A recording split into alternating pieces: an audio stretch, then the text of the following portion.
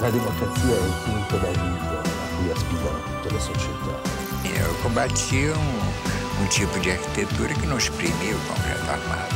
Pelé, como é que é viver aqui em Nova York, essa cidade que te asfixia um pouco, né? Now I'm only depressed a certain amount of time, you know. L'orgasmo è l'orgasmo di tutto il procedimento, il rituale teatrale. Não é que não seja bom industrializar, tem que industrializar, mas é que a vida não se resume ao crescimento econômico e à industrialização. La creatività è una sintesi tra fantasia e concretezza. Às vezes esmorece. Isso é uma coisa que eu não consigo fazer esmorecer, porque eu tenho uma fé inabalável nesse país.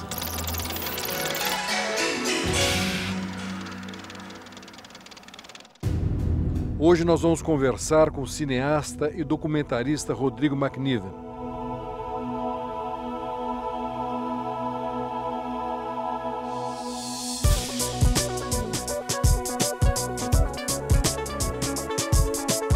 O carioca Rodrigo McNiven estudou engenharia e se formou em jornalismo e também em cinema no Instituto Brooks da Califórnia. Rodrigo é também mergulhador profissional, diretor de curtas-metragens e de filmes de publicidade. Ele acaba de lançar o documentário Cortina de Fumaça. O filme tem uma proposta ousada e debate a política antidrogas no Brasil e no mundo. E quanto mais eu fui lendo, pesquisando, mais eu descobria pessoas falando coisas bem diferentes do que eu estava acostumado a ouvir. Então eu decidi que precisava ir além das leituras, além das matérias de jornais, além dos filmes e documentários, dos blogs da internet. Eu queria falar com essas pessoas. Para realizar este filme, Rodrigo viajou pelo Brasil e por vários países, participando de congressos, visitando hospitais e prisões, conversando com médicos, neurocientistas e juristas, recolhendo depoimentos de filósofos, representantes de movimentos civis e pesquisadores. In the late 1980s, it was discovered that within our brain we have a receptor for the cannabis molecule. O resultado é um filme autoral, realizado sem apoio ou patrocínio e que provoca um debate polêmico e importante numa sociedade democrática. Se você se choca com isso, se você se choca com a violência do narcotráfico, então você tem que se chocar com a proibição. A minha conversa com o produtor e diretor Rodrigo McNiven foi no Copacabana Palace, no Rio de Janeiro. Rodrigo, prazer conversar publicamente com você. Meus parabéns pelo belo documentário que você fez, Cortina de Fumaça, que eu recomendo a todos. Um tema importantíssimo, né? Discutir essa questão das drogas, né? Que traz tantas discussões no mundo, né? Você foi muito corajoso e pegou um tema e fez com grande talento. Mas antes de a gente conversar sobre o filme, sobre os depoimentos, eu queria conhecer um pouquinho da tua história. Você é muito jovem, você nasceu aonde? Nasci no Rio de Janeiro, carioca da Gema. Você é classe média? Classe média, sim. O que você estudou? Eu me formei em jornalismo, mas antes de me formar em jornalismo, eu fiz um caminho bastante, digamos assim, plural. Eu comecei fazendo engenharia, eu morei em São Paulo 2 anos e meio, fiz 2 anos e meio de engenharia e aí resolvi largar porque achei que não tinha nada a ver com o que eu queria. Mas deve ter te dado uma boa formação. Com certeza, continuo adorando matemática, física, sou um entusiasta nessa área. E aí fui mergulhar, quis ser mergulhador. E aí por alguns anos eu fiquei mergulhando, morei em Arraial do Cabo, aqui no Rio de Janeiro, que você deve conhecer com certeza. Morei em Fernando de Noronha. E levando uma vida dura. Levando uma dura, é muito trabalho, porque a gente acorda muito cedo. Você fala mergulhador? Instrutor de mergulho. Mergulho de... recreativo, né? Não é mergulho de plataforma, nada disso. Turístico. Turístico. E aí eu comecei a filmar. Aliás, eu comecei debaixo d'água.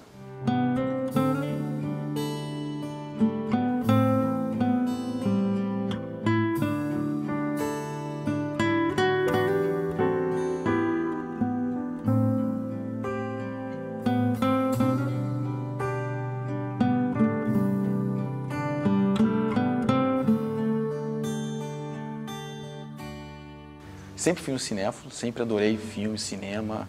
Eu era aquele cara que assistia ao filme e via aquele detalhe da continuidade que estava errada, ou aquele quadro que estava meio torto. Meu irmão sempre falava isso para mim. E aí tive a oportunidade de morar nos Estados Unidos durante 1 ano e me aprimorar no cinema. Eu fiz uma faculdade de cinema na Califórnia, em Santa Bárbara. Santa Bárbara. É, a cidade de Santa Bárbara. E fiquei lá por 1 ano, depois retornei ao Brasil. E aí comecei a fazer cinema aqui. Confesso que houve um baque, né, da realidade norte-americana, dos laboratórios que eu tinha lá, e aqui no Brasil é um pouco mais complicado. Aí resolvi fazer jornalismo, porque também sempre tive uma veia meio inquietante, meio... Não, eu gosto muito de ficção também, Sim. tenho projeto de fazer algum filme de ficção mais à frente, mas a questão sociocultural, a política, isso sempre me interessou. Sim. E eu achei que o jornalismo fosse me possibilitar chegar a essas questões de forma mais fácil, não sei. E acabei me formando em jornalismo. O que você aprendeu com o fundo do mar? Olha, eu aprendi a ver, eu acho que a nossa relação com a natureza. A minha relação com a natureza começa debaixo d'água. Eu também adoro cachoeira, adoro a praia, adoro floresta, mas o fundo do mar, eu acho que me introduziu ao planeta, porque é um outro universo, né? São outros seres. E eu tive a oportunidade de mergulhar muito fundo dentro do recreativo e perceber como a gente é pequenininho. E de onde a gente veio, né? E de onde a gente veio, onde a vida começa, né? Então, isso para mim me deu eu acho que me deu uma certa tranquilidade, né? De ver essa imensidão de como a gente é pequeno nesse sentido. Isso te dá uma certa tranquilidade. Isso te dá uma certa tranquilidade, eu acho. Deve ser uma mesma sensação, talvez, dos astronautas, não sei, que vem a Terra lá de longe, vê que a gente é pequenininho.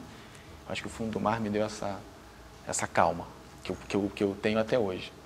Rodrigo, indo para o documentário, aí você fez um sobre o Haiti.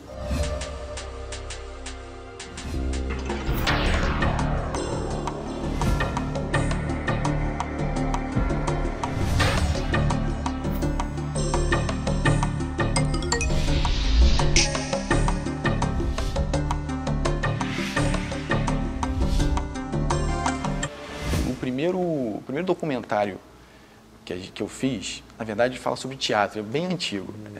Não foi nem exibido, mas também foi uma produção independente, mas uma vontade de experimentar essa linguagem. O primeiro que a gente exibiu foi um média, né, que chama EIU, o Haiti antes do terremoto, que a gente foi ao Haiti logo antes do terremoto. O terremoto foi em janeiro de 2010, e a gente esteve lá em novembro, dezembro. A gente ia fazer um filme sobre o país, quer dizer, um país que já era miserável, que já pedia por ajuda e que estava lá. Eu trabalho com serviço social há mais de 45 anos, e há mais de 45 anos eu sou chefe escoteira. Cheguei no Haiti e foi uma situação, digamos, ideal, porque para onde vocês olharem no Haiti, tem coisas a se fazer.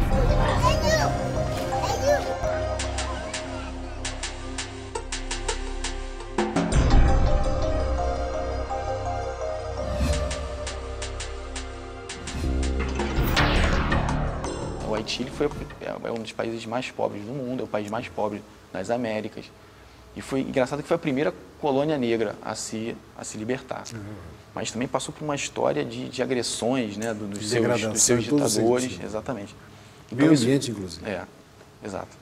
Isso me chamava muita atenção. Eu falei, pô, a gente tem que ir lá, vamos trazer essa história. É a minha veia jornalística aí, buscando. A gente teve o apoio da Marinha do Brasil, especialmente dos fuzileiros. A gente ficou na base dos fuzileiros lá.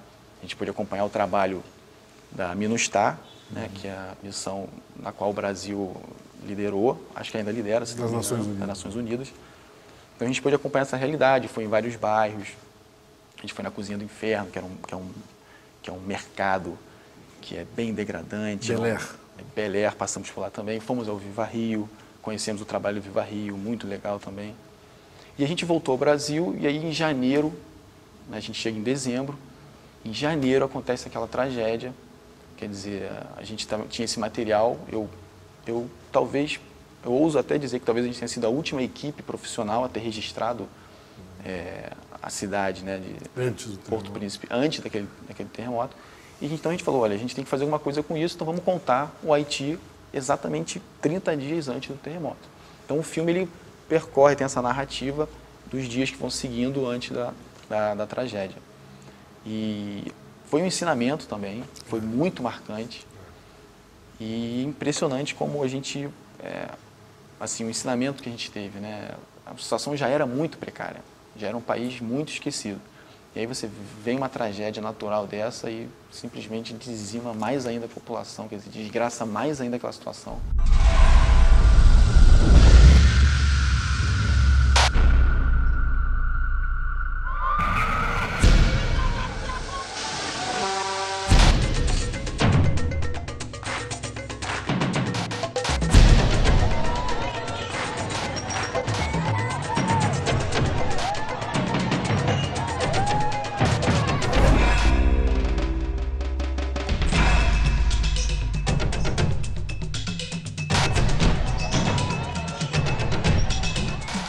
Só vendo. Caramba. Eu tive no Haiti, sei o que você está falando. Né? A gente até pensou em que a gente quis voltar para tentar fazer uma continuação, mas a gente não botou para frente o projeto. Bom, aí você mergulhou na cortina de fumaça, né? Como é que foi essa ideia? Faz pouco tempo que eu me interessei pela questão das drogas. Todo assunto que gera polêmica é interessante, porque é sinal de que muita coisa ainda tem que ser discutida, que as pessoas ainda não chegaram a um consenso de como lidar com a questão na sociedade. E isso é com relação a tudo. Mas quando se trata das substâncias que alteram nossa percepção, nossa consciência, nosso bem-estar, o debate é ainda maior. Começa na leitura de um livro, Roberto, assim, uma coisa totalmente despretensiosa.